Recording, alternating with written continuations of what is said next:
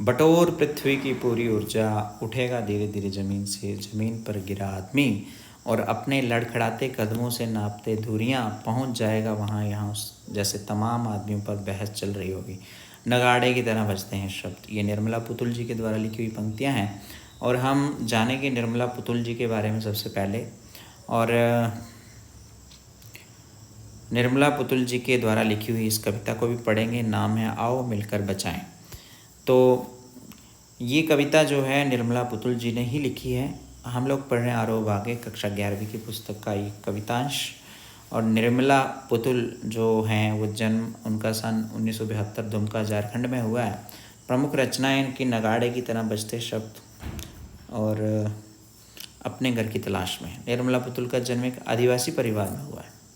इनका आरंभिक जीवन बहुत संघर्षमय रहा। घर में शिक्षा का माहौल होने, पिता और चाचा शिक्षक थे के बावजूद रोटी की समस्या से जूझने के कारण नियमित अध्ययन बाधित होता रहा। नर्स बनने पर आर्थिक कष्टों से मुक्ति मिल जाएगी, ये विचार कर उन्होंने नर्सिंग में डिप्लोमा किया और काफ़ी समय बाद इग्नू से स्नातक की डिग्री प्राप्त की। संथाली समाज और उसके राग बोध से गहरा जुड़ाव पहले से था। नर्सिंग की शिक्षा के समय बाहर की दुनिया से भी परिचय हुआ। दोनों समाजों की क्रिया प्रतिक्रिया से वह बोध विकसित हुआ जिससे वह अपने परिवेश की वास्तविक स्थिति को समझने में सफल हो सके। उन्होंने आदिवासी समाज की विसंगतियों को तल्लीनता से उकेरा है। कड़ी मेहनत के बावजूद खराब दशा, कुरीतियों के कारण बिगड़ती पीढ़ी, थोड़े लाभ के लिए बड़े समझौते, पुरुष वर्चस्व, स्वार्थ के लिए पर्यावरण की हानि, क्षितिज शिक्षित समाज दिकों और व्यवसायियों के हाथों की कठपुतली बनना आदि वे स्थितियां हैं जो पुतुल की कविताओं के केंद्र में है। वे आदिवासी जीवन के कुछ अनछुए पहलुओं से कलात्मकता के साथ हमारा परिचय कराती है और संथाली समाज के सकारात्मक और नकारात्मक दोनों पहलुओं को बेबाकी से सामने रखती है। संथाली समाज में यहाँ एक और सादगी, भोलापन, प्रकृति से जुड़ाव और कठोर परिश्रम करने की क्षमता जैसे सकारात्मक तत्व हैं, वहीं दूसरी ओर उसमें अशिक्षा, कुरीतियाँ और शराब की ओर बढ़ता झुकाव भी है। आओ मिलकर बचाएं कविता में दोनों पक्षों का यथार्थ चित्रण हुआ है। 72 संदर्भ में ये कविता समाज में उन चीज़ों को बचाने की बात करती है जिनका होना स्वस्थ सामाजिक प्राकृतिक परिवेश के लिए जरूरी है। प्रकृति के विनाश और विस्थापन के कारण आज आदिवासी समाज संकट में है, जो कविता का मूल स्वर है। संथाली भाषा से हिंदी रूपांतर अशोक सिंह जी ने किया है। तो चलिए बढ़ते हैं और जानते हैं। आओ मिलकर बचाएं। अपनी बस्तियों को नंगी होने से, शहर की आबो हवा से बचाएं उसे। बचाएं डूबने से पूरी की पूरी बस्ती को हड़िया में। अपने चेहरे पर संथाल परगना की माटी का रंग, भाषा में झारखंडीपन, ठंडी होती दिनचर्या में जीवन की गर्माहट और मन का हरापन, भोलापन, दिल का अक्कड़पन, जुझारूपन भी।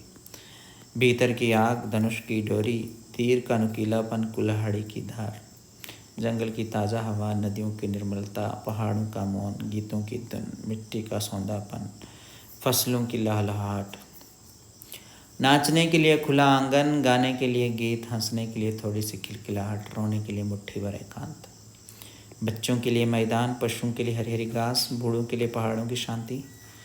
और इस अविश्वास भरे दौर में थोड़ा सा विश्वास, थोड़ी सी उम्मीद, थोड़े से सपने। आओ मिलकर बचाएं कि इस दौर में भी बचाने को बहुत कुछ बचा है अब भी हमारे पास।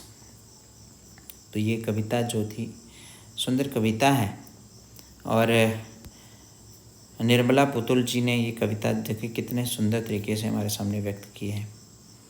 तो अब इस कविता में कुछ शब्दार्थ हैं, उन्हें हम जान लेते हैं।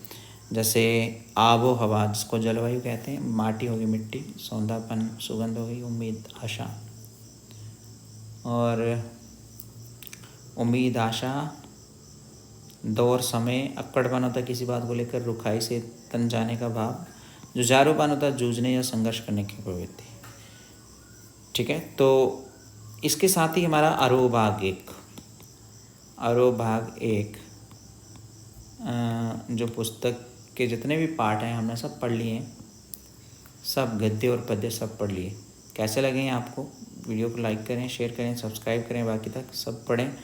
अब इसके बाद हमारे इसी चैनल पे आपको कुछ हिंदी से संबंधित और भी सामग्री मिलेगी, उन्हें भी देखें आप। और वो भाग 2 वो भी आपके लिए है, आप उसे भी ज़रूर पढ़ें। हर एक कहानी को पहले एक बार सुने, फिर उसके बाद उसके ऊपर मनन करें, चिंतन करें और जानें कि कवि या लेखक क्या कहना चाहते हैं उस कविता में, उस कहानी में। तो ये था हमारा आरोह भाग 1 का पूरा स्वाध्याय।